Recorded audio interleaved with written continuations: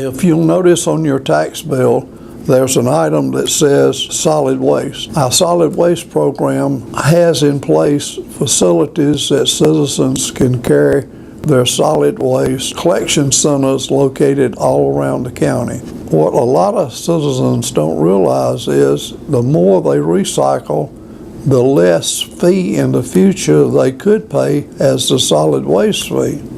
Because what the county does is it actually sells the glass, the paper, the cardboard, the plastic, the aluminum cans, the steel cans, and collects a fee, and that offsets the budget of the solid waste program. The solid waste program is also obviously interested in education, and they have a program that is similar to what we used to call Keep America Beautiful, but we call it Keep Anderson Beautiful. And they have a staff member that goes into our school systems and promotes through our children the need to recycle and the need to pick up trash. Regrettably, Anderson County has many roads where the citizens just don't appreciate them because they're littered from one end of the road to the other with trash and a wide variety of stuff.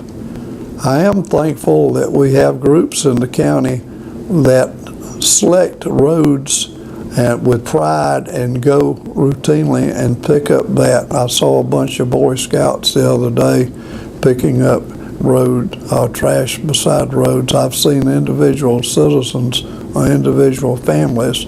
That's very helpful because it creates that Anderson County has some pride about itself, and this all falls under solid waste. Now, Anderson County maintains miles and miles and miles of sewer collection. In addition to those sewer lines, we have to have a lot of pump stations, and these pump stations pump sewer from one low point up to a high point so that it can go to a sewage treatment plant somewhere. Now, the county has a very few number of sewage treatment plants, but we also contract with the city of Anderson to treat a major portion of our sewer, and they charge us a fee to have what's called capacity to treat that. We have a capacity allotment within the city sewer lines. Recently, the capacity has increased above a threshold that's acceptable to the federal government, which will ultimately mandate the city to add additional capacity to their sewage treatment facilities to meet the growing needs of the county. At that time, there'll have to be some reallocation and need for monies to pay for that increased capacity. After all, we are a growing county. Families are moving in here. We are increasing in population. We're now the 8th largest county in the state. We will be in the very near future with a population of around 200,000. Now it's about 195,000. So we're on the move. But when you're on the move, it costs. The airport is a self-sustaining entity. By that I mean it pays for itself. You say, well, how does it pay for itself? Well, it pays for itself in 4 ways. Number one, we sell aviation gasoline. We make a profit on it. Number two, we sell jet fuel. Jet fuel. Now you say, well, do we have jets coming in here? We actually have 4 or 5 corporations that come in here every week. First Quality has a jet in here almost all the time. We have one local business that's located here in town that has its corporate jet at the airport and is housed in one of our hangars. And our jet business is increasing. Thirdly, we make money by renting hangar space.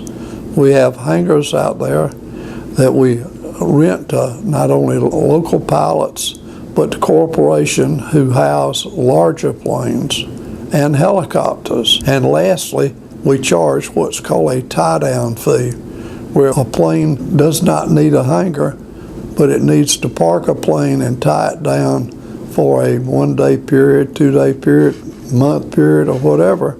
And so we charge a tie-down fee. So our airport actually is in need of putting up its building because it's the first touch that a corporate company may see as they fly in to look at Anderson County as a possible site for location of their plant.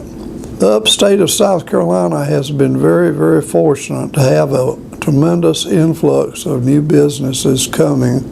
A large of it is as a result of BMW being located. We're thankful for BMW. We wish it were located in Anderson County. In fact, at one time they looked at Anderson County, but it chose Spartanburg County. But there are many suppliers that ship their parts to the BMW plant located here in Anderson County. In fact, we even have suppliers for the Boeing plant down in Charleston.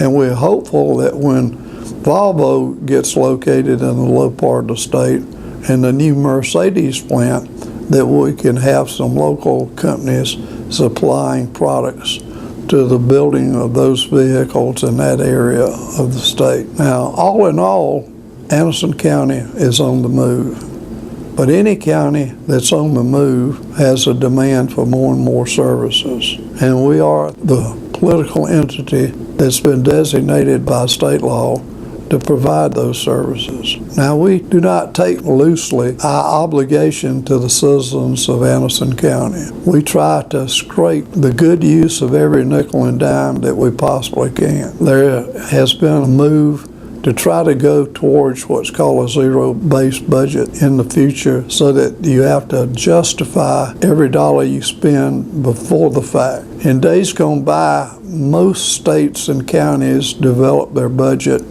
as follows. They will take last year's budget, ask people how much more or less money you need, and that becomes the basis of the budget. They also factor in whether or not they're going to give a raise. They factor in the increased cost of insurance, the increased cost of retirement, the increased potential cost of things like gasoline, lighting, because you can kind of know in advance based on usage. It's a big challenge to Anderson County Council to have a council and staff that can operate in that kind of environment. And I think that we have that team in place at this point in time. Now, we welcome the comments of the citizens of Anderson County. We are your council members and we want to be of service to you. We invite you to come to the meetings of the Finance Committee. We invite you to come to the meetings of council. Now, the budget, once the administrator presents his budget, it goes to the Finance Committee, which, for the lack of a better word, is similar to the House Ways and Means Committee in the legislature in Columbia. And our responsibility is to go through this with as fine a tooth comb as we possibly can and cut out items which we think are not necessary or limit the amount of dollars allocated to some items. And that is a very laborious process. It's not the kind of thing that you can just come in and take this book and say, well, it looks okay to me.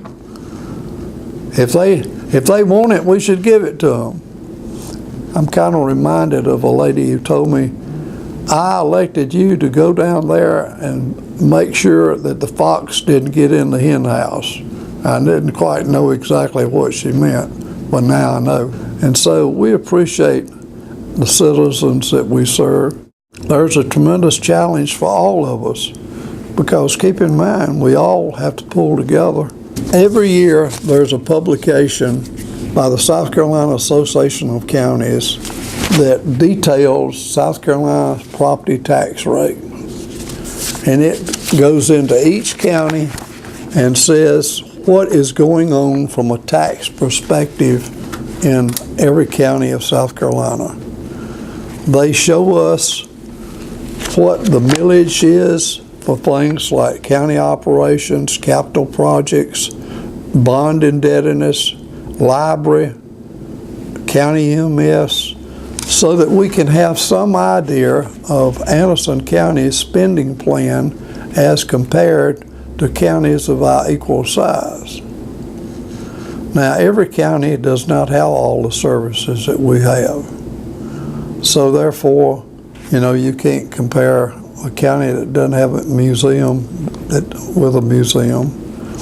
But this gives us some idea of what other counties are doing. Now you say, well, I don't give a rip what other counties are doing. I'm Anderson County, and that is true. But we need to have some kind of background information because we want to be more efficient and effective than the other counties. And that's the purpose of being able to have comparative analysis. We want the most price-effective delivery of services to our citizens that we can, so that they can feel like that we're properly utilizing the tax dollars that they pay in December and in January. It's a big challenge. So I thank you for allowing us to come into your home by our new TV channel 193, Anderson County TV. It was put here so that we could have programs on that would make county government more transparent. What do you mean by transparent? Make you be able to be in the know, to see first-handedly all the things that are going on. There have been some good programs produced, and so I encourage you to look at the program from time to time and see what's going on in Anderson County. Now, in conclusion of all of this, you see that there's a lot of things going on in Anderson County. I want to thank you for giving of your valuable time to view this material. We're presenting it with hopes that you will understand the function of your county government and the budget process that results in your tax bill. There are many goods and services that are provided to our citizens through this tax millage and these special fee assessments. We welcome you to any county council meeting. There are a lot of good things going on. There are good opportunities that we're working on right now for the possible inclusion of new businesses coming to town. There are many subdivisions being developed now. Over 300 to 500 homes will be under construction in various parts of the county. That's a lot of growth. But we don't want growth to be haphazard or development to be haphazard. We want to maintain the quality of life for the citizens of Anderson County. That's key, quality of life. We want to be able to enjoy our community. Thank you for being part of Anderson County. We welcome you and your thoughts. Have a wonderful week. Goodbye.